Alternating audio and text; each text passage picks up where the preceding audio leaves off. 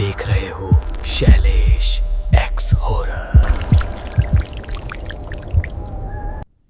नमस्कार दोस्तों, मैं हूं शैलेश और आप देख रहे हैं शैलेश एक्स हॉरर। दोस्तों, अगर आप हमारे इस चैनल पर नए हैं तो अभी इस चैनल को सब्सक्राइब कर लीजिए और साथ ही बेल आइकन को जरूर प्रेस करें, जिससे हमारी सभी वीडियो सबसे पहले आप तक पहुंचे। कुछ चीजें पुरानी नहीं होती, बस छुपी हुई होती हैं। बरसात की उस रात मैं अपने पुश्तैनी घर में अकेला था, लेकिन स्टोर रूम में रखा वो लकड़ी का बक्सा अकेला नहीं था। उसके अंदर थी एक गुड़िया जिसकी आंखें मुझे देख नहीं रही थी, बल्कि मेरा इंतजार कर रही थी। और जैसे ही मैंने ताला तोड़ा, घर में बंद एक पुरानी चीख फिर से जाग उठी। बरसात की उस रात मैं अपने पुराने पुश्तैनी घर में अकेला था, जहां पर हर सामान पर धूल की मोटी परत जमी हुई थी। बिजली बार बार चमक रही थी और खिड़की तेज हवा से कभी खुलती थी तो कभी बंद हो जाती थी।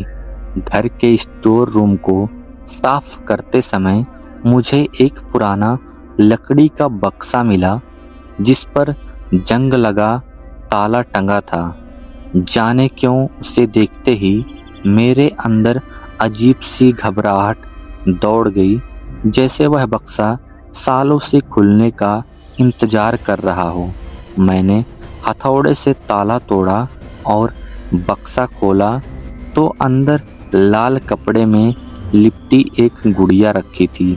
उसकी कांच जैसी आंखें समान रूप से चमक रही थी और होठों पर हल्की टेढ़ी मुस्कान बनी थी। उसके कपड़े पुराने थे, लेकिन बिल्कुल साफ, मानो किसी ने अभी अभी उसे सजाया हो। जैसे ही मैंने उसे हाथ में उठाया, कमरे का तापमान अचानक बहुत ठंडा हो गया। मेरे कानों में धीमी फुसफुसाहट गूंजने लगी, पर आसपास कोई नहीं था। मैंने डरते हुए गुड़िया को वापस बक्से में रखना चाहा, लेकिन उसका हाथ मेरी उंगली में लटक गया। मुझे साफ महसूस हुआ कि उसकी उंगलियां ठंडी होने के बावजूद कसकर पकड़ रही थीं। उसी पल स्टोर रूम का दरवाजा जोर से बंद हो गया और बाहर से किसी के कदमों की आवाज आने लगी।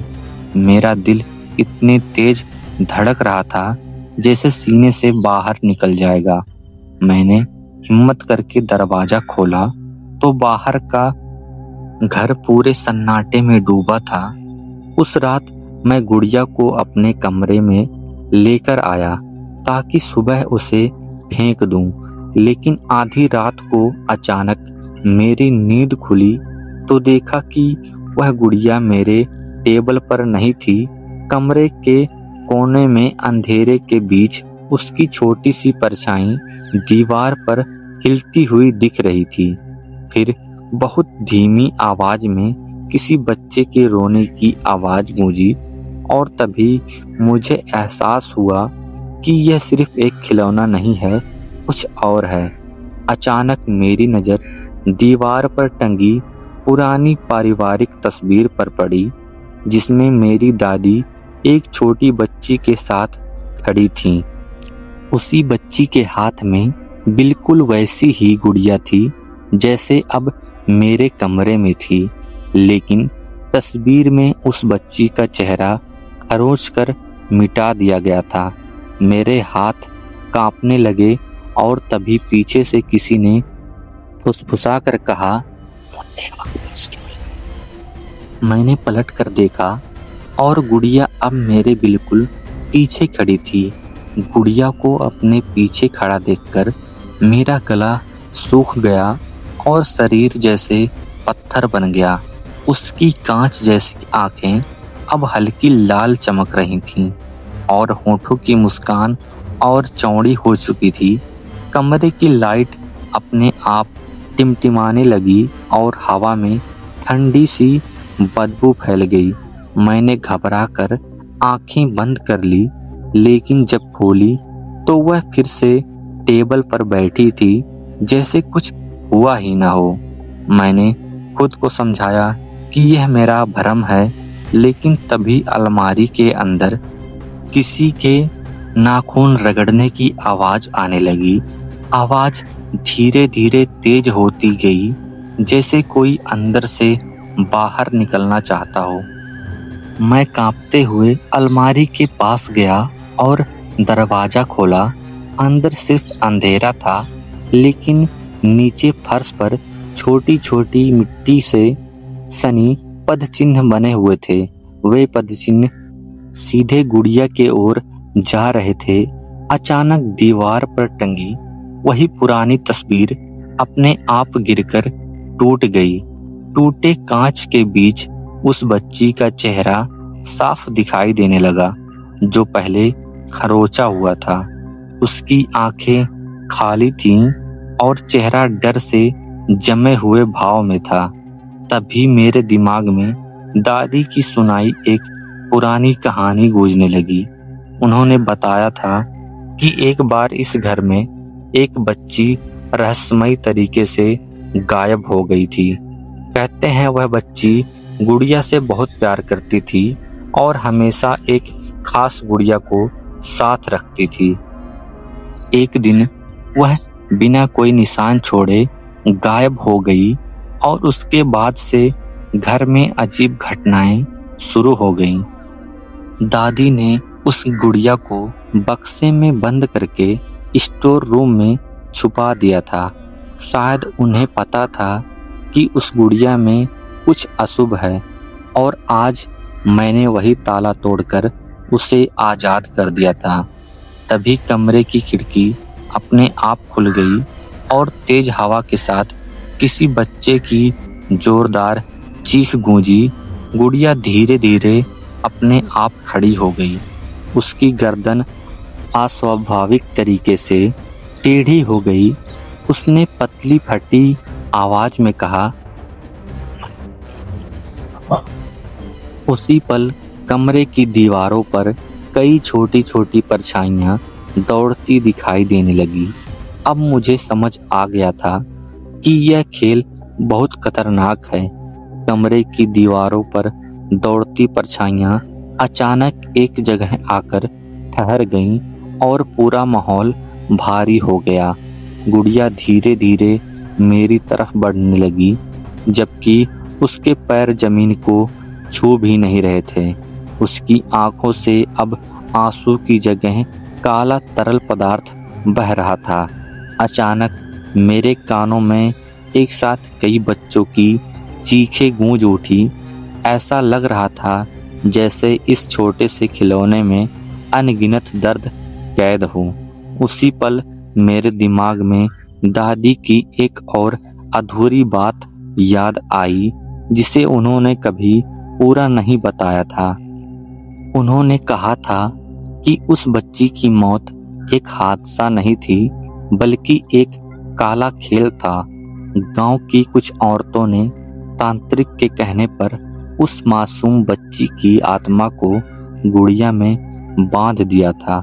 उनका विश्वास था कि इससे घर पर आई विपत्ति टल जाएगी, लेकिन उन्होंने यह नहीं सोचा कि एक मासूम आत्मा को कैद करने की सजा कितनी भयानक होगी। गुड़िया अचानक जोर जोर से हंसने लगी और उसकी आवाज पूरे घर में गूंज गई। दीवारें हिलने लगी और छत से प्लास्टर गिरने लगा। मुझे समझ आ गया कि जब तक उसकी आत्मा को मुक्त नहीं किया जाएगा, यह सांप कभी खत्म नहीं होगा। मैंने कांपते हाथों से गुड़िया को उठाया और उसे उसी आंगन में ले गया जहां कभी वह बच्ची खेलती थी। वहां पुराना नीम का पेड़ अब भी खड़ा था, जैसे सब कुछ देख रहा हो। मैंने गुड़िया को जमीन पर रखा और दादी से सीखे मंत्रों को याद करते हुए माफी मांगी। अचानक तेज हवा चली और गुड़िया की आंखों की लाल चमक धीरे धीरे बुझने लगी।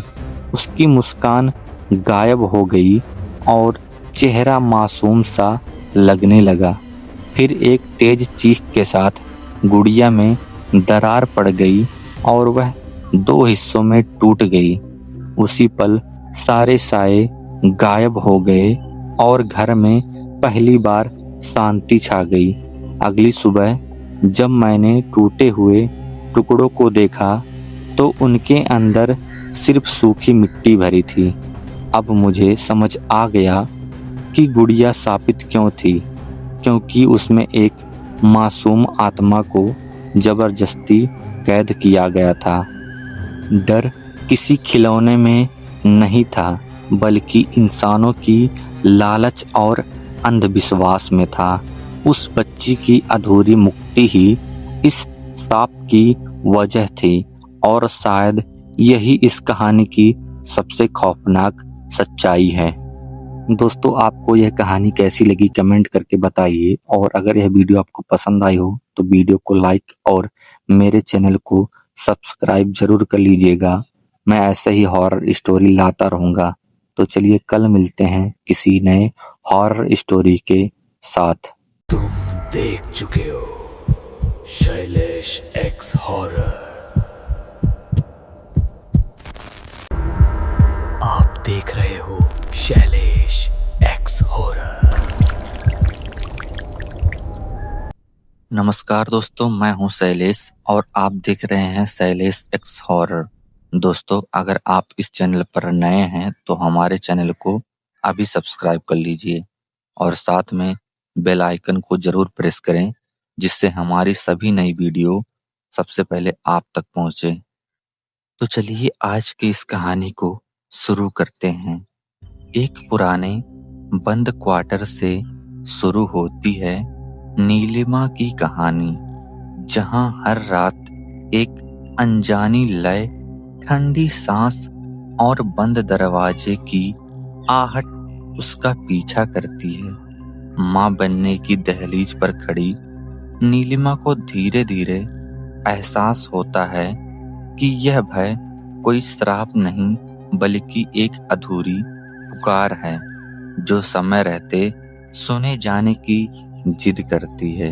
उत्तर भारत के एक शांत कस्बे में, जहां रात होते ही सड़कें सुनसान हो जाती थीं और दूर से सिर्फ झींगरों की आवाज आती थी, वहीं एक पुराना सरकारी क्वार्टर था। ब्लॉक C7 कई सालों से बंद पड़ा। दीवारों पर सीलन, खिड़कियों पर जंग और भीतर ऐसा अंधेरा जैसे रोशनी कभी यहाँ आई ही ना हो। स्थानीय लोग कहते थे कि उस क्वार्टर में रहने से ज्यादा सुनने को मिलता है। धीमी चाल, दरवाजे के भीतर से खटखट की आवाज और कभी कभी किसी औरत की सांस। इसी कस्बे में रहने आई थी नीलिमा, 8 महीने की गर्भवती, अपने पति रोहित के साथ।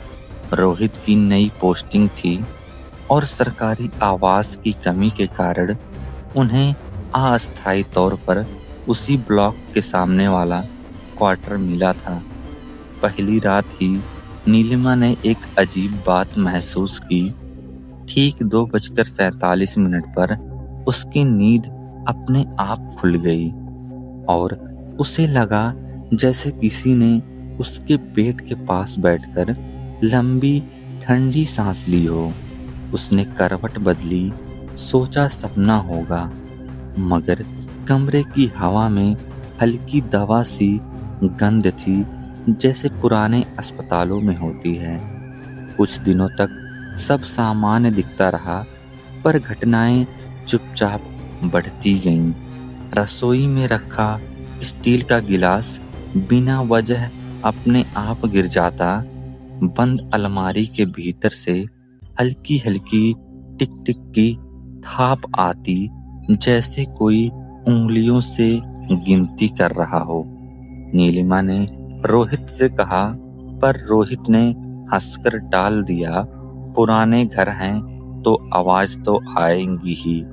लेकिन एक शाम जब रोहित ऑफिस में था, नीलिमा ने कमरे का दरवाजा भीतर से बंद पाया, जबकि उसने उसे खुला ही छोड़ा था। कुंडी में जंग लगी थी, फिर भी जैसे किसी ने अंदर से कसकर बंद कर दी हो।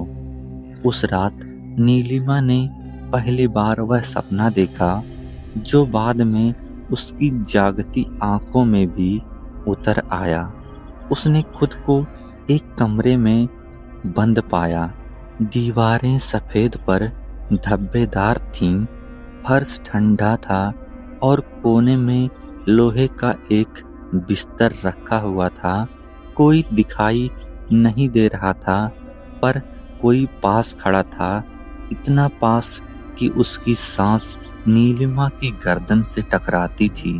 तभी एक धीमी आवाज आई, गिनती पूरी होने दो। और तभी नीलिमा के पेट में एक अजीब लय से हरकत हुई। 3 हल्की, 1 तेज, 3 हल्की, 1 तेज, जैसे कोई भीतर से संकेत दे रहा हो। अगले दिन उसने सामने वाले बंद क्वार्टर की खिड़की पर नजर डाली।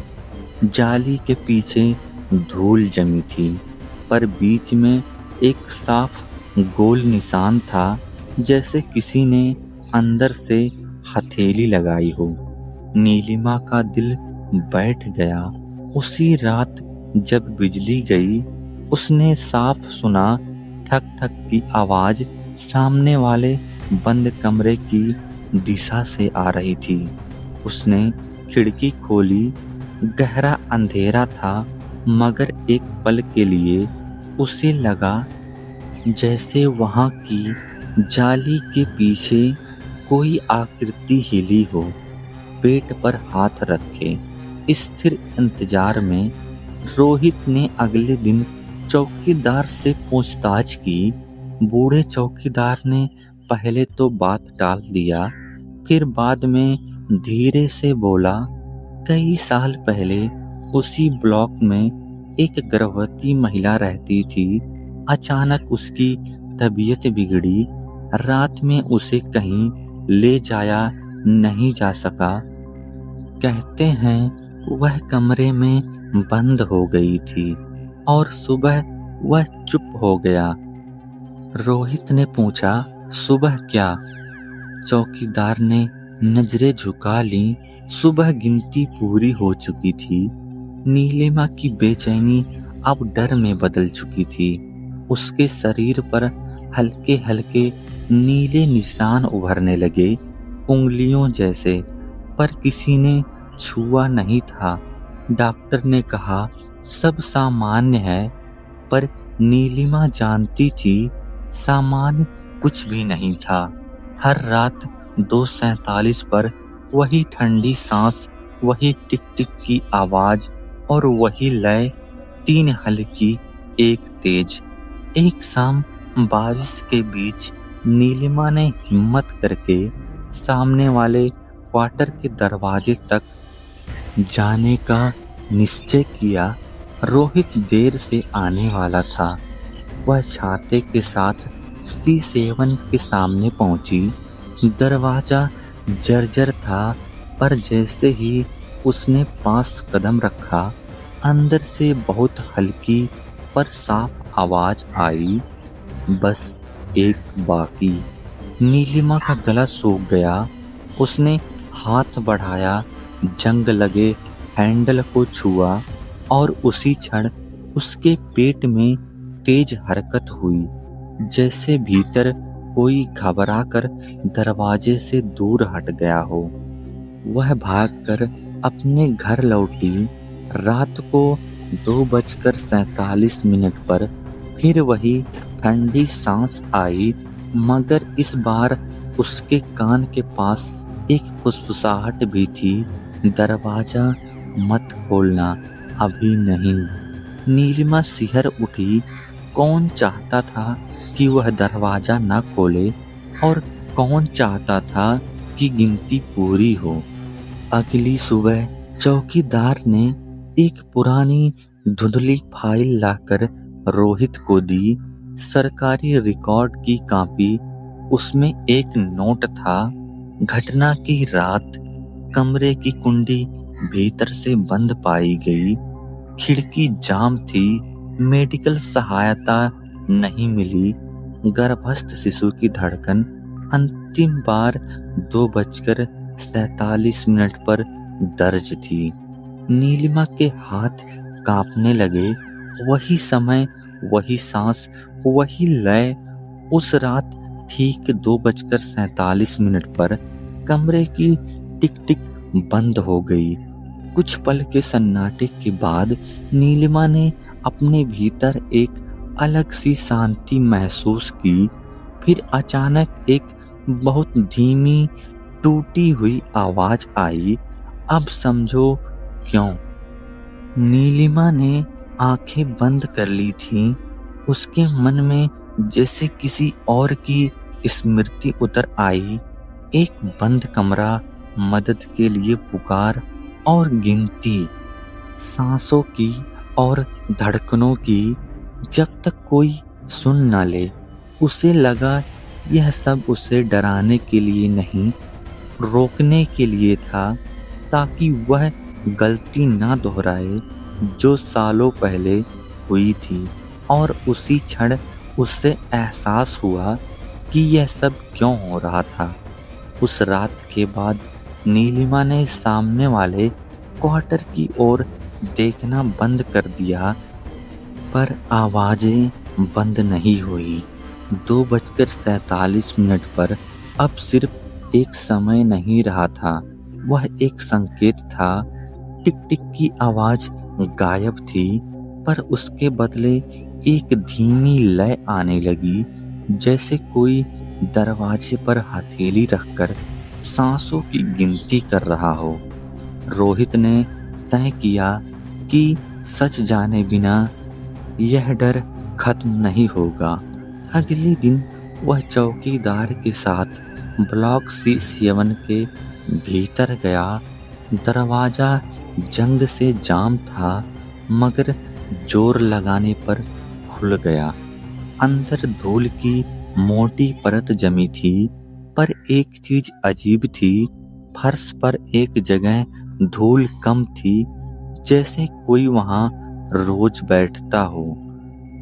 कोने में लोहे का बिस्तर था, उसके पास एक टूटा स्टूल और दीवार पर हल्की खरोंचें।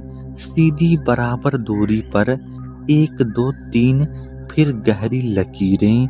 वही लय, 3 हल्की, 1 तेज थी। रोहित ने दीवार के पास झुककर देखा। खरोंचों के बीच बीच में उंगलियों के निशान थे, मानो किसी ने दर्द में दीवार पकड़ी हो। तभी चौकीदार ने स्टूल के नीचे से एक छोटी डायरी निकाली। गीली, फटी हुई, पर कुछ पन्ने पढ़े जा सकते थे। डायरी में तारीखें थी और हर पन्ने पर एक ही तरह की लाइनें लिखी थीं। दर्द बढ़ रहा है, दरवाजा नहीं खुला, फोन भी बंद है, खिड़की भी जाम है। अगर कोई सुन रहा है तो गिनती पूरी होने से पहले आखिरी पन्ने पर लिखा था 2:47। सांसें कम है, जो आएगा उसे बता देना, दरवाजा मत बंद करना। रोहित के हाथ कांप गए। उसी समय घर पर नीलिमा को तेज घबराहट होने लगी। उसे लगा जैसे कमरे की हवा अचानक भारी हो गई है। उसने पानी पीने को उठना चाहा, पर पैर ठिठक गए।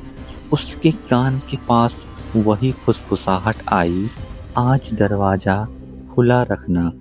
नीलिमा ने बिना समझे मुख्य दरवाजे की कुंडी खोल दी, खिड़की भी आधी खोल दी। उसे लगा जैसे कोई अदृश्य बेचैनी धीरे धीरे कम हो रही हो। उधर C7 में रोहित ने दीवार पर उंगली फेरते हुए गिना। 3 हल्की लकीरें, 1 गहरी, फिर वही क्रम।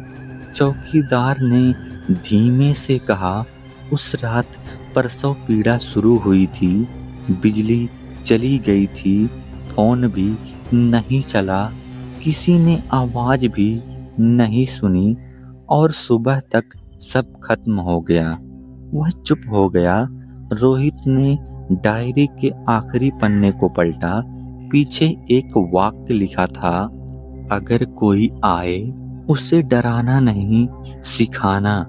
उसी पल रोहित का फोन बजा। नीलिमा की घबराई आवाज थी। रोहित, आज वह गिनती नहीं कर रही, वह जैसे देख रही है। मैंने दरवाजा खुला रखा है। रोहित भागा। घर पहुंचकर उसने देखा कमरे में कोई अजीब सी शांति थी। कोई ठंडी सांस नहीं, कोई टिक टिक की आवाज नहीं। नीलिमा ने उसका हाथ पकड़ा। मुझे समझ आ गया, यह मुझे नुकसान पहुंचाने नहीं, बचाने आई थी, ताकि मैं कभी भी खुद को कमरे में बंद ना पाऊं, ताकि मदद का रास्ता खोला रहे। रात 2:47 पर दोनों जाग रहे थे। कोई आवाज नहीं आई, बस खिड़की के शीशे पर हल्की सी धुंध बनी और उस पर भीतर की ओर से एक शब्द उभरा, खुला। नीलिमा की आंखों में आंसू आ गए। उसने धीरे से कहा, मैं सुन रही हूँ, अब कोई बंद नहीं रहेगा। अगले हफ्ते नीलिमा का सुरक्षित प्रसव हुआ। जब वे अस्पताल से लौटे तो C7 के सामने से गुजरते हुए उन्होंने देखा जाली पर जमी धूल। अब कोई सांप हथेली का निशान नहीं था। खिड़की आधी खुली थी और अंदर की हवा स्थिर और शांत थी। तो यह सब क्यों हुआ? क्योंकि सालों पहले एक स्त्री बंद कमरे में मदद की प्रतीक्षा में अपनी सांसों की गिनती कर रही थी। जब तक कोई उसे सुन न ले, उसकी अधूरी पुकार डर बनकर नहीं, चेतावनी बनकर लौटी, ताकि अगली गर्भवती स्त्री कभी अकेली, बंद और अनसुनी ना रह जाए। उसकी आहट सजा नहीं थी, एक सीख थी। दरवाजे खुले रखो, आवाजें सुनो और गिनती पूरी होने से पहले साथ बनो। उस रात नीलिमा ने पहली बार 2:47 पर घड़ी की तरफ नहीं देखा। घर में बस एक धीमी संतुलित सांस थी, वह थी जीवन की। तो दोस्तों, आज की कहानी आपको कैसी लगी कमेंट करके बताइए। और अगर यह कहानी आपको पसंद आई हो तो मेरे वीडियो को लाइक और चैनल को अभी सब्सक्राइब कर लीजिए। तो चलिए कल मिलते हैं किसी नए हॉरर स्टोरी के साथ। तुम देख चुके हो शैलेश एक्स हॉरर। आप देख रहे हो शैलेश एक्स हॉरर। नमस्कार दोस्तों, मैं हूं शैलेश और आप देख रहे हैं शैलेश एक्स हॉरर। दोस्तों, अगर आप इस चैनल पर नए हैं तो हमारे चैनल को अभी सब्सक्राइब कर लीजिए और साथ ही बेल आइकन को जरूर प्रेस करें, जिससे हमारी हर नई वीडियो सबसे पहले आप तक पहुंचे। तो चलिए आज की इस कहानी को शुरू करते हैं। अगर आज रात ठीक 3 बजे आपके कमरे में पायल की आवाज आए तो पीछे मुड़कर मत देखना, क्योंकि भैरवगढ़ की खूनी पिशाचनी अब सिर्फ हवेली तक सीमित नहीं रही। साल 2014 की बात है। मध्य प्रदेश के एक छोटे से गांव भैरवगढ़ में एक ऐसी घटना घटी जिसने पूरे इलाके को दहला दिया। यह गांव घने जंगलों और पुराने खंडहरों से घिरा हुआ था। वहां के लोग सूर्यास्त के बाद घरों से बाहर निकलना पसंद नहीं करते थे, क्योंकि वर्षों से एक डरावनी कहानी चली आ रही थी, खूनी पिशाचनी की कहानी। लोग कहते थे कि वह कोई साधारण आत्मा नहीं थी, बल्कि एक ऐसी औरत की रूह थी जिसे उसके ही परिवार ने धोखे से मार डाला था। उसकी चीखें आज भी रात के सन्नाटे में सुनाई देती थी। गांव के बाहर एक पुरानी हवेली थी जिसे सब लाल हवेली कहते थे। उस हवेली की दीवारों पर खून जैसे लाल धब्बे थे जो कभी मिटते नहीं थे। कई लोगों ने दावा किया था कि आधी रात को वहां सफ़ेद साड़ी पहने एक औरत दिखाई देती है जिसके बाल उसके चेहरे को ढके रहते हैं और आंखें अंगारों की तरह चमकती हैं। जो भी उसकी आंखों में देख लेता वह या तो पागल हो जाता या कुछ ही दिनों में रहस्यमयी तरीके से मर जाता। मैं शैलेश उस समय में एक लोकल न्यूज़ चैनल के लिए काम करता था। जब मुझे इस घटना की खबर मिली तो मैंने सोचा यह सिर्फ अंधविश्वास होगा, लेकिन सच्चाई जानने की जिद मुझे भैरवगढ़ खींच लाई। गांव पहुंचते ही मुझे लोगों के चेहरे पर डर साफ दिखाई दिया। एक बुजुर्ग ने कांपती आवाज में बताया कि पिछले 6 महीनों में 4 लोगों की मौत हो चुकी थी। सबकी लाशें उसी लाल हवेली के पास मिली थीं और हर लाश के शरीर से खून पूरी तरह गायब था। उस रात मैंने तय किया कि मैं हवेली के अंदर जाकर सच का पता लगाऊंगा। कैमरा और टॉर्च लेकर मैं अकेला ही वहां पहुंच गया। हवेली का दरवाजा आधा टूटा हुआ था, जैसे किसी ने अंदर जाने की कोशिश की हो। अंदर कदम रखते ही एक अजीब सी सड़ी हुई गंध ने मेरा स्वागत किया।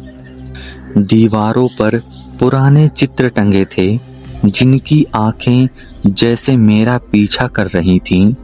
अचानक ऊपर की मंजिल से पायल की छन छन की आवाज आई। मेरे हाथ कांपने लगे, लेकिन मैं सीढ़ियां चढ़ने लगा। हर कदम पर ऐसा लग रहा था जैसे कोई मेरे पीछे पीछे चल रहा हो। तभी अचानक मेरा कैमरा अपने आप बंद हो गया। टॉर्च की रोशनी भी टिमटिमाने लगी और तभी मैंने उसे देखा। सफेद साड़ी में एक औरत जिसके बाल जमीन तक लटक रहे थे। उसका चेहरा धीरे धीरे ऊपर उठा और उसकी आंखें खून की तरह बिल्कुल लाल थीं। उसके होठों से खून टपक रहा था। मैं जम गया। वह धीरे धीरे मेरे तरफ बढ़ने लगी। उसके पैरों की आवाज नहीं आ रही थी, जैसे वह हवा में तैर रही हो। अचानक उसने एक भयानक चीख मारी जिससे पूरा कमरा गूंज उठा। मेरे कान सुन्न हो गए। मैं भागने की कोशिश करने लगा, लेकिन मेरे पैर जैसे जमीन में धंस गए थे। उसने मेरे कान के पास आकर फुसफुसाया, तुम भी सच जानना चाहते हो तो कीमत चुकानी होगी। अचानक मेरे सामने एक दृश्य उभरने लगा। एक औरत को उसी हवेली में जिंदा जलाया जा रहा था। उसके अपने ही परिवार वाले उसे पिशाचनी कहकर आग के हवाले कर रहे थे।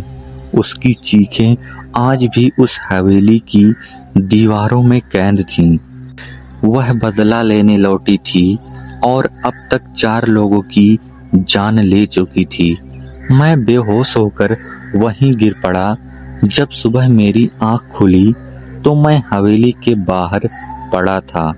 मेरा कैमरा पूरी तरह जल चुका था, जैसे किसी ने उसे आग में फेंक दिया हो। लेकिन सबसे डरावनी बात यह थी कि मेरे हाथ पर नाखूनों के गहरे निशान थे और मेरी नसों में अजीब सी जलन हो रही थी, जैसे मेरा खून धीरे धीरे सूख रहा हो।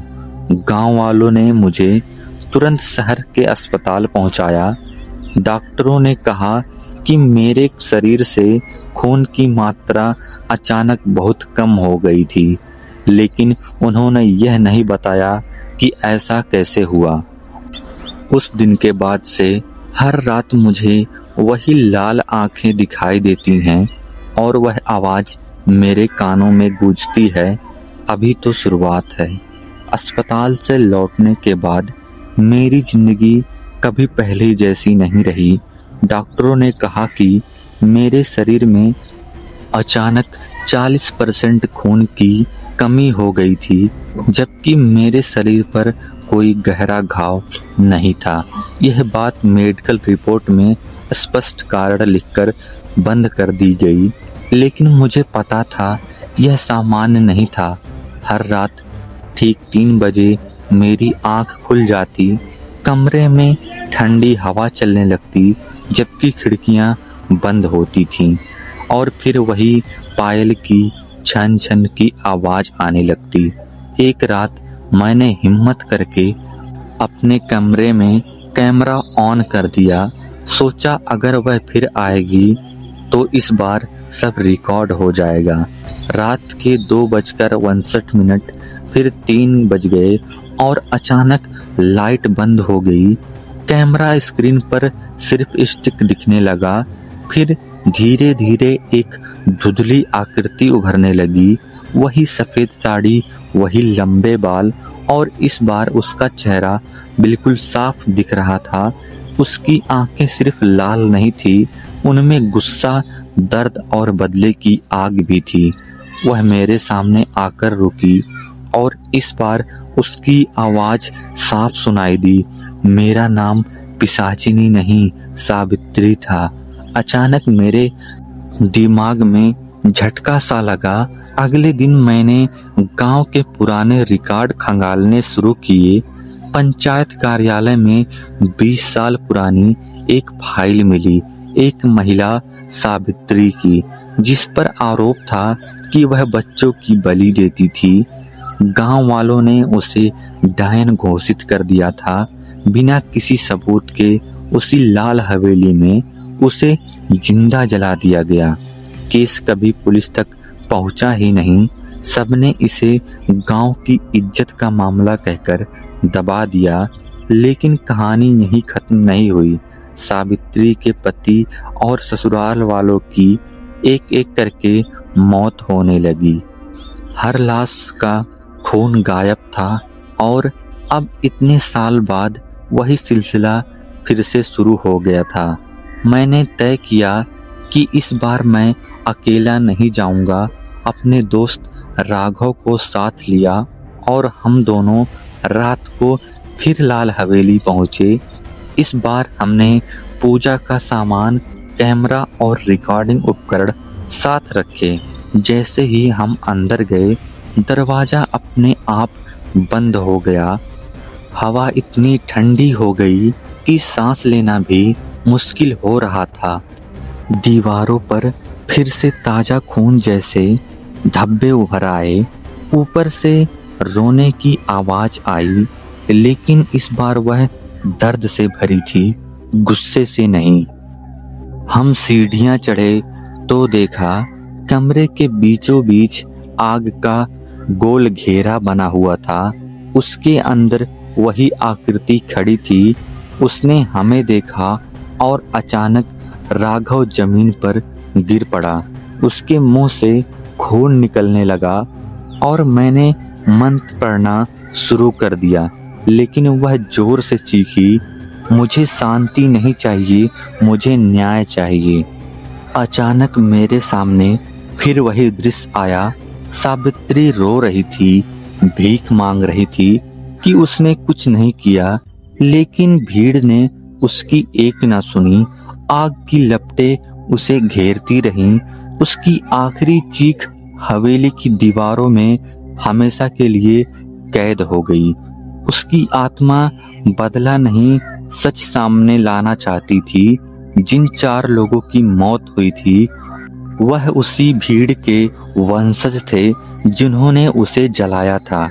तभी सावित्री की नजर मुझ पर टिकी। तुम सच दुनिया को बताओगे या तुम भी उनकी तरह चुप रहोगे। राघव की सांसें धीमी होती जा रही थी। मैंने चिल्लाकर कहा, मैं सबको सच बताऊंगा, तुम्हारा नाम साफ करूंगा। अचानक आग बुझ गई। हवेली में सन्नाटा छा गया। राघव धीरे धीरे होश में आया, लेकिन उसके गले पर गहरे नाखूनों के निशान थे और उसकी नसें काली पड़ती जा रही थीं। अगली सुबह जब हमने कैमरा चेक किया तो उसमें सब रिकॉर्ड था। सावित्री का चेहरा, उसकी आवाज और आग का घेरा।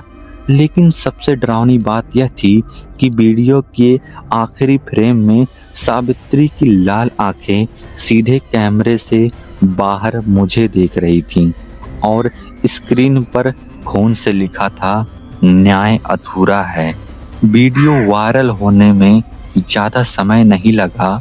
मैंने सारी रिकॉर्डिंग बिना एडिट किए अपने चैनल और लोकल मीडिया को दे दी। कुछ लोगों ने इसे फर्जी कहा, कुछ ने डर के मारे देखना बंद कर दिया। लेकिन भैरवगढ़ में हलचल मच गई। जिन परिवारों के नाम पुराने रिकॉर्ड में थे वह अचानक गांव छोड़ने लगे, मानो उन्हें भी पता था कि सच अब छिपने वाला नहीं है। राघव की हालत बिगड़ती जा रही थी। डॉक्टरों ने कहा कि उसके खून में अजीब संक्रमण है, लेकिन रिपोर्ट साफ थी, कोई बैक्टीरिया नहीं, कोई वायरस नहीं। उसकी नसें धीरे धीरे काली होती जा रही थीं, जैसे किसी ने अंदर से जला दिया हो। उसी रात फिर 3 बजे मेरे फोन की स्क्रीन अपने आप ऑन हो गई। उस पर वही लाल आंखें दिखीं और एक मैसेज उभरा, आखिरी सच हवेली के नीचे दफन है। अगले दिन मैं अकेला ही लाल हवेली पहुंचा। इस बार डर कम और जिम्मेदारी ज्यादा थी। मुझे महसूस हो रहा था कि सावित्री बदला नहीं चाहती, वह चाहती थी कि दुनिया उसका सच जाने। हवेली के बीचों बीच फर्श पर एक जगह बार बार ध्यान जा रहा था। मैंने वहां खुदाई शुरू की। कुछ ही देर में मिट्टी के नीचे से एक पुरानी लोहे की पेटी निकली। पेटी के अंदर कुछ जली हुई चूड़ियां और अधजला मंगलसूत्र और एक डायरी थी। डायरी के पहले पन्ने पर लिखा था, मेरा नाम सावित्री है, मैं निर्दोष हूँ। उस डायरी में उसने सब लिखा था, कैसे गांव के जमींदार ने उस पर गलत नजर डाली, कैसे उसके विरोध करने पर उसे डायन घोषित कर दिया, भीड़ भड़काई गई और उसी हवेली में उसे जिंदा जला दिया गया। यह सब इज्जत और अंधविश्वास के नाम पर हुआ था। मैंने डायरी पुलिस को सौंपी। मामला दोबारा खुला। मीडिया के दबाव के कारण जांच दोबारा शुरू हुई। जमींदार का परिवार पहले ही रहस्यमयी मौतों का शिकार हो चुका था। अब गांव के बाकी लोग डर से कांप रहे थे। उस रात मैं फिर हवेली गया, डायरी हाथ में लेकर। हवा शांत थी, पायल की आवाज नहीं आई। मैंने ऊंची आवाज में कहा, सावित्री, तुम्हारा सच सबके सामने है, तुम्हें इंसाफ मिलेगा। अचानक कमरे में हल्की रोशनी फैल गई। वही सफेद साड़ी वाली आकृति सामने आई, लेकिन इस बार उसकी आंखें लाल नहीं थीं, उनमें आंसू थे। उसके चेहरे पर गुस्से की जगह शांति थी। उसने धीमे से कहा, अब मेरा नाम कोई पिशाचनी नहीं कहेगा। और फिर उसका शरीर धुएं में बदलने लगा। हवेली की दीवारों पर लगे खून के धब्बे धीरे धीरे गायब हो गए। ठंडी हवा गर्माहट में बदल गई। लेकिन कहानी यहाँ खत्म नहीं होती। जैसे ही मैं बाहर निकलने लगा, पीछे से एक हल्की हंसी सुनाई दी। मैंने पलटकर देखा। हवेली की ऊपरी खिड़की में एक परछाई खड़ी थी। वह सावित्री नहीं थी, उसकी आंखें फिर से लाल थी और होठों पर खून था। तभी मेरे फोन पर एक अनजान नंबर से मैसेज आया। हर कहानी में एक और सच छिपा होता है। आज भी भैरवगढ़ के लोग कहते हैं कि लाल हवेली शांत है, सावित्री को न्याय मिल गया। लेकिन कभी कभी अमावस्या की रात खिड़की में फिर लाल आंखें चमकती दिखाई देती हैं। क्या वह कोई और आत्मा है या सावित्री का गुस्सा पूरी तरह खत्म नहीं हुआ? सच चाहे जो भी हो, भैरवगढ़ की लाल हवेली आज भी लोगों को याद दिलाती है कि अंधविश्वास का अंजाम कितना खतरनाक हो सकता है। तो दोस्तों, आज की कहानी आपको कैसी लगी कमेंट करके बताइए, और अगर यह कहानी आपको पसंद आई हो तो वीडियो को लाइक और मेरे चैनल को सब्सक्राइब जरूर कर लीजिएगा। मैं ऐसे ही हॉरर स्टोरी लाता रहूँगा। तो चलिए कल मिलते हैं किसी नए हॉरर स्टोरी के साथ। शुभ रात्रि। तुम देख चुके हो शैलेश एक्स हॉरर। आप देख रहे हो शैलेश एक्स हॉरर। नमस्कार दोस्तों, मैं हूं शैलेश और आप देख रहे हैं शैलेश एक्स हॉरर। दोस्तों, अगर आप इस चैनल पर पहली बार आए हैं तो हमारे चैनल को अभी सब्सक्राइब कर लीजिए और साथ में बेल आइकन को जरूर प्रेस करें, जिससे हमारे सभी नई वीडियो सबसे पहले आप तक पहुंचे। तो चलिए आज की इस कहानी को शुरू करते हैं। उस रात मैंने सिर्फ एक गलती की थी। मैंने पीछे मुड़कर देख लिया था। कहते हैं कुछ मंत्र अधूरे ही अच्छे होते हैं, क्योंकि अगर वो पूरे हो जाएं तो कोई ना कोई उनकी कीमत चुकाता है। मेरी छोटी बहन बस एक माध्यम थी, असली निशाना मैं था। और जिस शमशान की राख पर हमारा घर बना था, वहाँ की अधूरी साधना अब पूरी होना चाहती थी। आज मैं आपको जो कहानी सुनाने जा रहा हूँ, यह उस रात की सच्चाई है जब मुझे पता चला कि आत्मा को मुक्ति नहीं, एक नया तांत्रिक चाहिए था। उस रात की ठंडी हवा आज भी मेरी हड्डियों में उतर जाती है जब मैं उस सुनसान गांव की ओर बढ़ रहा था, जहां लोग सूरज ढलते ही दरवाजा बंद कर लेते थे। मैं बचपन से तंत्र मंत्र जैसी चीजों पर विश्वास नहीं करता था, लेकिन जब मेरी छोटी बहन अचानक अजीब हरकतें करने लगी, रात में किसी अनजानी भाषा में बोलना, खाली कोनों को घूरना और यह कहना कि वो मुझे बुला रहा है, तब मुझे मजबूरन उस तांत्रिक के पास जाना पड़ा, जिसका नाम पूरे इलाके में डर के साथ लिया जाता था। गांव के बाहर बरगद के पेड़ के नीचे उसकी कुटिया थी। जैसे ही मैं वहां पहुंचा, धुएं की तीखी गंध, जलते हुए सरसों के तेल की बाती और राख से बने अजीब चिन्हों ने मेरे दिल की धड़कन बढ़ा दी। अंदर वही बूढ़ा तांत्रिक बैठा था। उसकी आंखें बंद थी और उसके होठों पर धीमा मंत्र था। उसने बिना मेरी बात सुने ही कहा, जिसे तू साथ लाया है वो तेरे पीछे खड़ा है। मेरी रीढ़ में बर्फ सी सिहरन दौड़ गई, क्योंकि मैं अकेला था और बहन को अगले दिन वहां ले गया।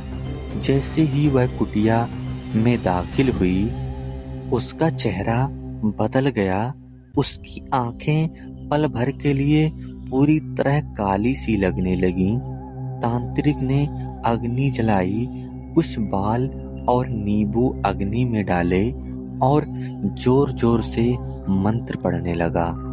तभी अचानक मेरी बहन जमीन पर गिरकर तड़पने लगी और उसकी आवाज भारी होकर किसी मर्द जैसी हो गई। और फिर उसने मर्दाना आवाज में कहा, यह मेरी है, इसे ले जाने की कोशिश मत कर। उसके इतना कहते ही हवा अचानक तेज हो गई।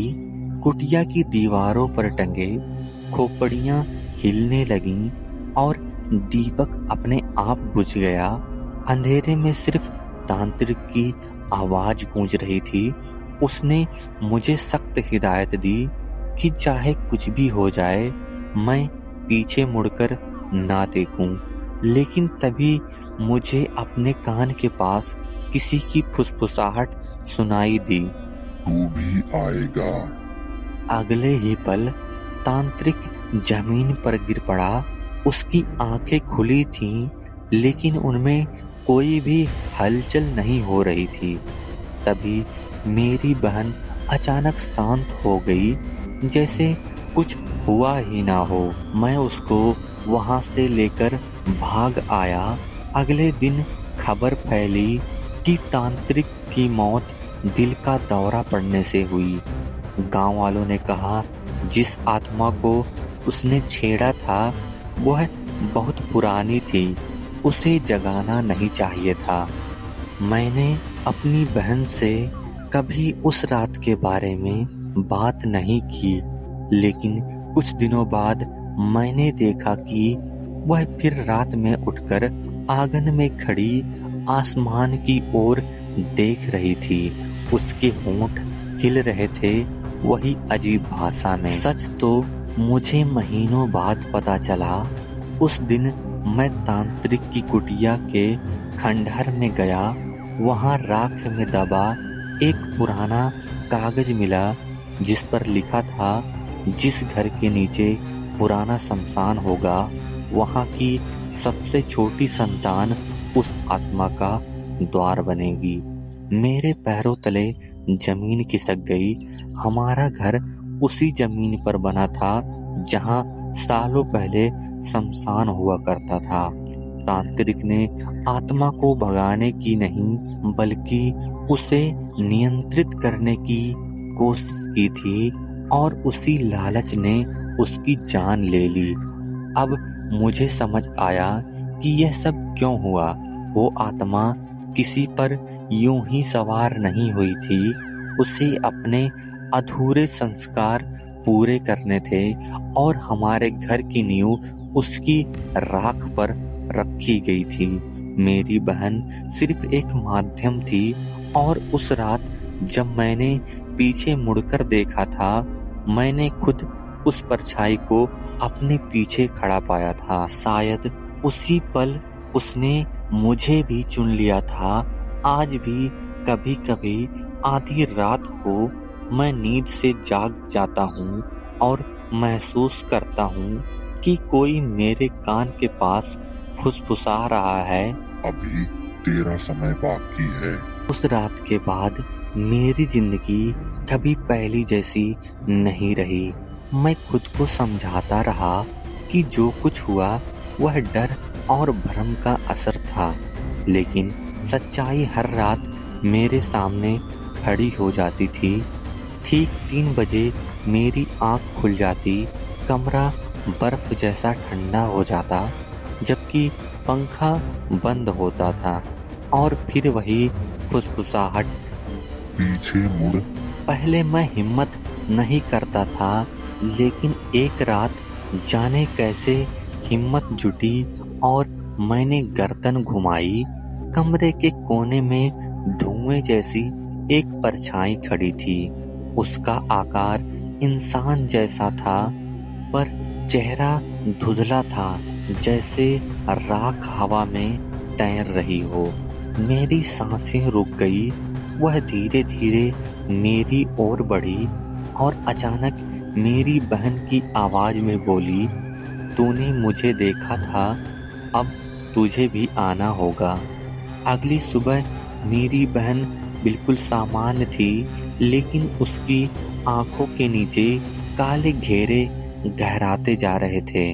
माँ ने बताया कि वह नींद में चलने लगी है। पड़ोसियों ने कहना शुरू कर दिया कि रात को हमारे घर के पीछे किसी के मंत्र पढ़ने की आवाज आती है। मैं जानता था यह वही आत्मा थी और अब उसका अगला निशाना मैं था। मैंने तय किया कि इस बार मैं सच पूरी तरह जान के रहूंगा। गांव के सबसे बूढ़े आदमी हरिदास काका से मिलने गया। उन्होंने कांपती आवाज में बताया कि सालों पहले हमारे घर की जगह एक शमशान था, जहां एक तांत्रिक अधूरी साधना करते करते मर गया था। कहते हैं उसने किसी शक्तिशाली आत्मा को बांधने की कोशिश की थी, पर मंत्र अधूरा रह गया। उसकी आत्मा उसी जगह अटक गई और हर कुछ साल में वह किसी जीवित इंसान को माध्यम बनाकर अपनी साधना पूरी करने की कोशिश करती है। मेरी रगों में खून जम गया, मतलब मेरी बहन उस अधूरी साधना का हिस्सा बन चुकी थी और अब बारी मेरी थी। उस रात मैंने तय किया कि भागूंगा नहीं। ठीक 3 बजे फिर वही सर्दी, वही सन्नाटा और फिर बिस्तर के पास किसी के बैठने का एहसास हुआ। मैंने आंखें खोलीं। इस बार वह परछाई साफ थी, चेहरा जला हुआ था, आंखें अंगारों की तरह लाल थी। उसने मेरा हाथ पकड़ा। उसका स्पर्श बर्फ से भी ठंडा था, लेकिन पकड़ बेहद मजबूत थी।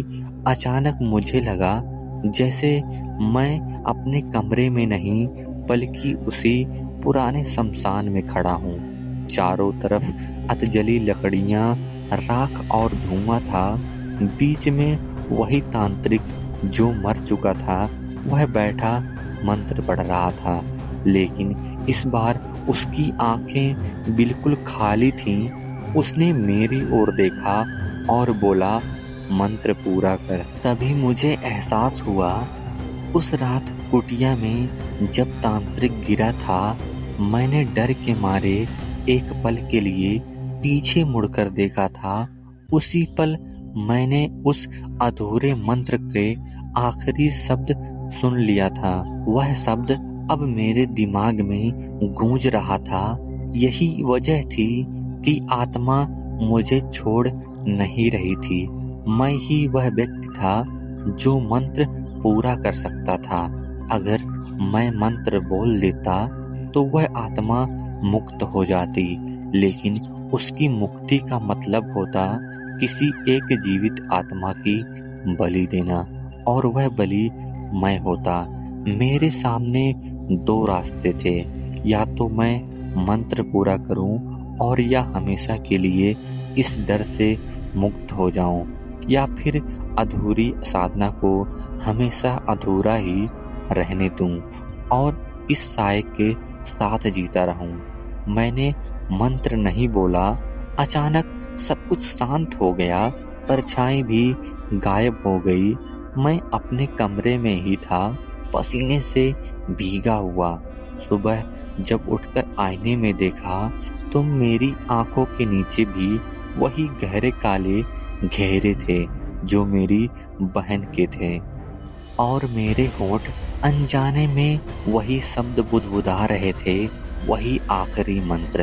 तभी मुझे समझ आया, आत्मा को मुक्ति नहीं चाहिए थी, उसे बस एक नया तांत्रिक चाहिए था, और अब शायद वह तांत्रिक मैं ही था। दोस्तों, आपको यह कहानी कैसी लगी कमेंट करके बताइए। अगर यह कहानी आपको पसंद आई हो तो मेरे वीडियो को लाइक और चैनल को सब्सक्राइब जरूर कर लीजिएगा।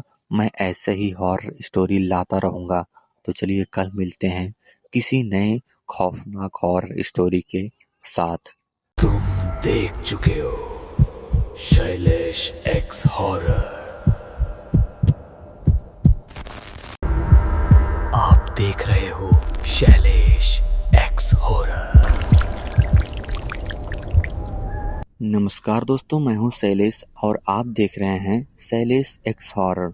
दोस्तों, अगर आप इस चैनल पर पहली बार आए हैं तो हमारे चैनल को अभी सब्सक्राइब कर लीजिए और साथ में बेल आइकन को जरूर प्रेस करें, जिससे हमारे सभी नई वीडियो सबसे पहले आप तक पहुंचे। तो चलिए आज की इस कहानी को शुरू करते हैं। दोस्तों, क्या होगा अगर कोई अदृश्य शक्ति आपके कान में आकर आपके जीवन के हर रहस्य, हर आने वाली मौत और हर छुपी सच्चाई को आपके कान में बताने लगे और बदले में वह आपसे सिर्फ एक चीज मांगे, किसी अपने का बलिदान। यह कहानी है एक ऐसी वास्तविक घटना की जहां मजाक में पढ़ा गया एक मंत्र 5 साल बाद मौत का सौदा बनकर लौटा। करड़ पिशाचनी की यह दिल दहला देने वाली दास्तान आपको सोचने पर मजबूर कर देगी कि कुछ दरवाजे खोलने ही नहीं चाहिए।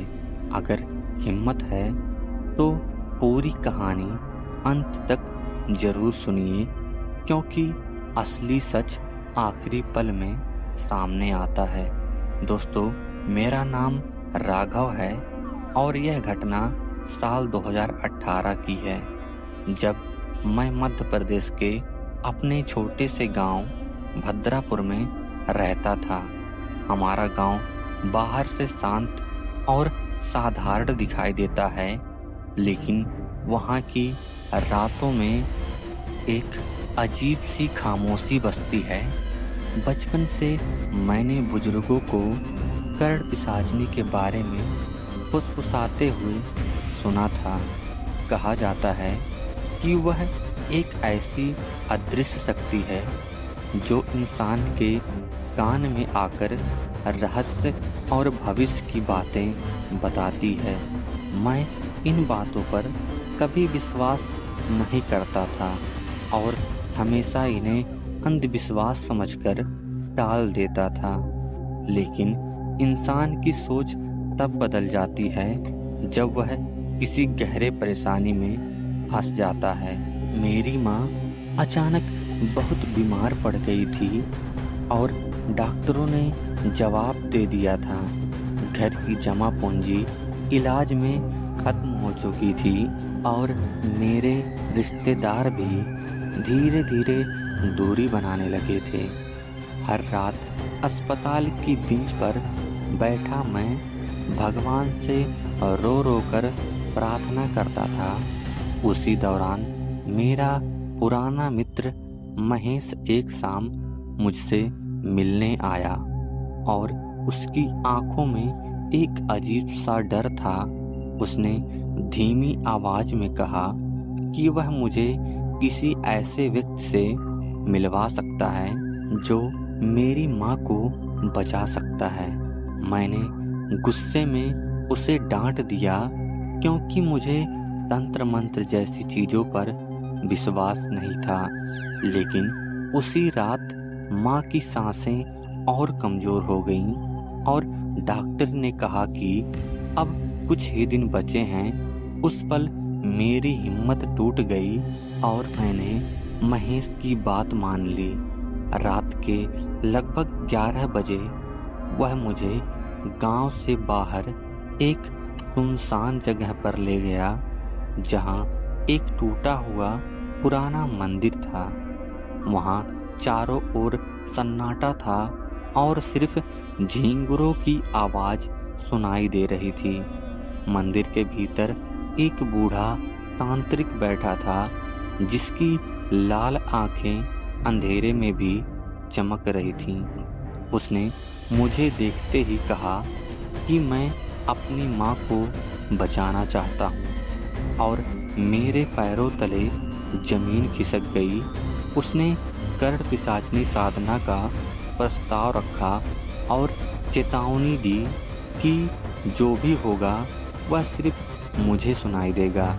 उसने मुझे 11 रात तक शमशान के पास बैठकर एक विशेष मंत्र जपने को कहा और पीछे मुड़कर न देखने की शर्त रखी। पहली रात मैं कांपते हुए शमशान के कोने में बैठ गया और डर के बावजूद मंत्र दोहराने लगा। आधी रात के बाद हवा अचानक ठंडी चलने लगी और वातावरण भारी हो गया।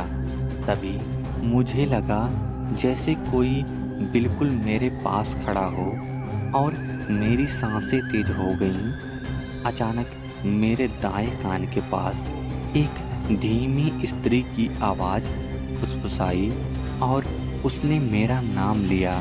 उस आवाज़ में एक अजीब सी मिठास थी, लेकिन उसके भीतर छुपी क्रूरता साफ महसूस हो रही थी। उसने कहा, उसे सब पता है मैं क्या चाहता हूँ और वह मेरी मदद कर सकती है। मैं डर से जड़ हो गया, लेकिन मंत्र जपना बंद नहीं किया क्योंकि तांत्रिक ने मना किया था। कुछ देर बाद वह हंसी और वह हंसी इतनी ठंडी थी कि मेरे रोंगटे खड़े हो गए। मैं उस रात जैसे तैसे घर लौटा, लेकिन मुझे पता था कि कुछ मेरे साथ आ चुका है। अगले दिन से मुझे अजीब अनुभव होने लगे और वह आवाज़ हर समय मेरे कानों में गूंजने लगी। जब भी मैं किसी व्यक्ति के पास जाता, वह उसके बारे में रहस्य बताने लगती। उसने गांव के एक आदमी की चोरी का राज बताया जो अगले दिन सच साबित हुआ। उसने एक बुजुर्ग की अचानक मृत्यु की भविष्यवाणी की जो कुछ ही घंटों में सच हो गई। धीरे धीरे मुझे समझ आ गया कि यह कोई भ्रम नहीं बल्कि कोई अदृश्य शक्ति है। इसी बीच मेरी माँ की तबीयत चमत्कारिक तरीके से सुधरने लगी और डॉक्टर भी हैरान थे। मैं बाहर से खुश था, लेकिन भीतर डर का पहाड़ खड़ा हो चुका था। वह आवाज़ अब सिर्फ भविष्य नहीं बताती थी, बल्कि मुझे आदेश भी देने लगी थी।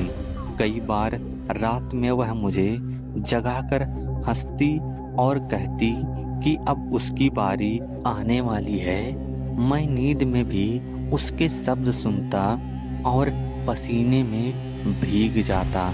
एक रात उसने साफ शब्दों में कहा कि सारे सौदे की कीमत होती है और अब मुझे चुकानी होगी।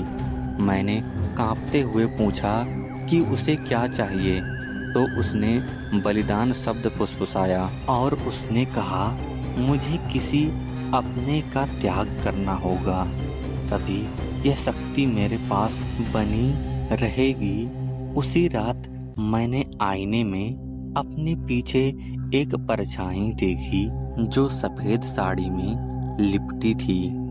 मैंने मुड़कर देखा तो वहां कोई नहीं था, लेकिन जब मैंने आईने में देखा तो वह आकृति मुस्कुरा रही थी। डर के मारे मैं अगले दिन उस तांत्रिक को ढूंढने गया, लेकिन वहां कोई मंदिर ही नहीं था। गांव वालों ने बताया कि उस जगह पर वर्षों से सिर्फ खंडहर है और कोई तांत्रिक नहीं रहता। मैंने महेश के घर जाकर उसके बारे में पूछा तो सब स्तब्ध रह गए। उन्होंने बताया कि महेश की मौत 5 साल पहले शमशान के पास रहस्यमय परिस्थितियों में हो गई थी। मेरे हाथ कांपने लगे और मुझे अपनी बचपन की एक घटना याद आई। 5 साल पहले मैंने और महेश ने मजाक में एक पुरानी किताब से करड़ पिशाचनी का मंत्र पढ़ा था। हम दोनों शमशान के पास गए थे और हंसते हुए वह मंत्र दोहराया था।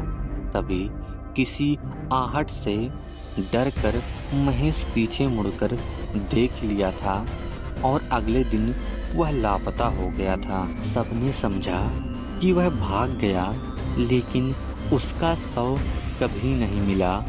अब मेरे कानों में वही आवाज़ गूंजी और उसने कहा कि उस रात बुलावा स्वीकार कर लिया गया था। तब मुझे समझ आया कि मेरी माँ की बीमारी, तांत्रिक से मुलाकात और यह पूरी साधना एक चक्र का हिस्सा थी। वह शक्ति मेरे साथ वर्षों से थी और सही समय का इंतजार कर रही थी। महेश का जीवन उसी रात ले लिया गया था क्योंकि उसने नियम तोड़ा था। अब मेरी साधना पूरी मानी जा चुकी थी और अगली अमावस्या को मुझे निर्णय देना था। उस रात वह आखिरी बार फुसफुसाई कि यह सब इसलिए हुआ क्योंकि मैंने उसे बुलाया था और अधूरा आवाहन कभी व्यर्थ नहीं जाता। अगली अमावस्या नजदीक आ रही थी और हर गुजरते दिन के साथ मेरे भीतर का डर और बढ़ता जा रहा था। वह आवाज अब पहले से कहीं ज्यादा साफ और हुक्म देने वाली हो गई थी। वह मुझे दिन में भी चैन नहीं लेने देती थी और रात में तो सोना नामुमकिन हो गया था।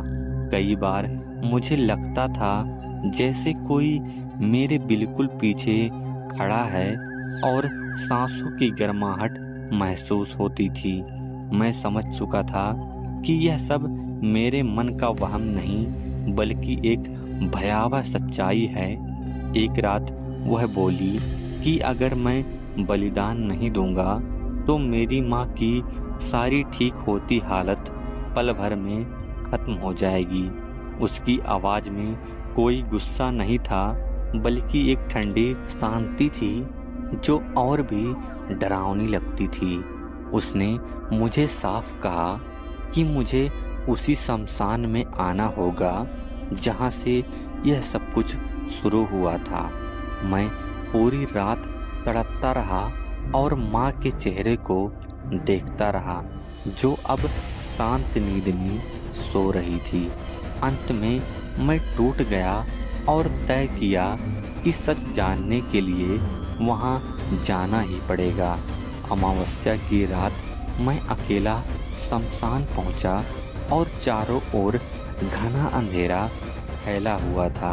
हवा बिल्कुल रुकी हुई थी और पेड़ों की परछाइयाँ अजीब आकृतियों जैसी लग रही थीं। तभी मेरे कानों में उसकी हंसी गूंजी और उसने कहा कि अब वह सामने आएगी। अचानक मेरे सामने एक धुंधली आकृति बनने लगी जो धीरे धीरे साफ होती गई। वह वही थी जिसे मैं आईने में देखा करता था, लेकिन अब उसका चेहरा और भी भयानक था। उसने बताया कि वह कोई साधारण पिशाचनी नहीं बल्कि एक प्राचीन आत्मा है जिसे सदियों पहले एक तांत्रिक ने अधूरी साधना में बांध दिया था। जो भी उसे मजाक या लालच में बुलाता है वह उसकी जिंदगी में धीरे धीरे प्रवेश करती है। उसने कहा कि महेश उसका पहला बलिदान था क्योंकि उसने डर कर पीछे मुड़कर देखा था। मेरी माँ की बीमारी सिर्फ एक बहाना थी ताकि मैं साधना पूरी करूं और उसे मुक्त कर सकूं।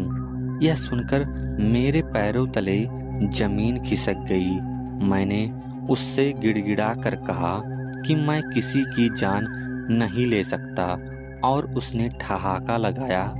उसने कहा कि अब सौदा पूरा हो चुका है और पीछे हटने का कोई रास्ता नहीं है। तभी मुझे अचानक महेश की आवाज सुनाई दी जो मुझे मना कर रहा था। मुझे समझ आ गया कि उसकी आत्मा अब भी कहीं फंसी हुई है। उसी पल मैंने पूरी ताकत से मंत्र उल्टा पढ़ना शुरू कर दिया जो मुझे बचपन की किताब से याद आ गया था। जैसे ही मंत्र पूरा हुआ शमशान में तेज हवा चलने लगी और वह चीखने लगी। उसकी आकृति कांपने लगी और वह गुस्से में चिल्ला रही थी कि मैं नियम तोड़ रहा हूँ। चारों ओर से आवाजें आने लगी, जमीन हिलने लगा। कुछ ही पलों में सब कुछ शांत हो गया और वह आकृति हवा में बिखर गई। मैं बेहोश होकर वहीं गिर पड़ा और जब होश आया दोस्तों सुबह हो चुकी थी। मैं घर लौटा तो देखा कि माँ पूरी तरह से ठीक थी। मुझे देखकर मुस्कुरा रही थी, लेकिन मेरे भीतर एक खालीपन था जो कभी नहीं भर सकता।